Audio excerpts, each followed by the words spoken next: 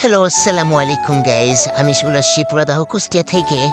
আজকে দেখাবো আমাদের পুরাদাহ মাধ্যমিক বিদ্যালয়টি। তো চলুন বেশি কথা না বাড়িয়ে শুরু করা যাক। পয়দাহ মাধ্যমিক বিদ্যালয়টি 1959 সালে অবস্থিত এবং আছে 5টি শ্রেণীকক্ষ এবং 6টি অফিস কক্ষ। এবং এক একটি ক্লাসে 2টি করে শাখা আছে। এই বিদ্যালয়ে প্রায় 600 থেকে 700 ছাত্র আছে আর এটাই হচ্ছে বিদ্যালয়ের মাঠ। এবং আছে একটি শহীদ মিনার। 16 ডিসেম্বর এখানে পালন করা হয়।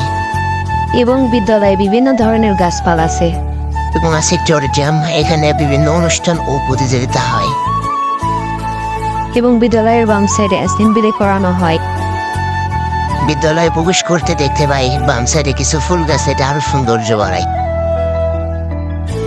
এবং সবকিছু মিলিয়ে বিদ্যালয়ের পরিবেশটা অনেক সুন্দর এবং পরিবেশগত।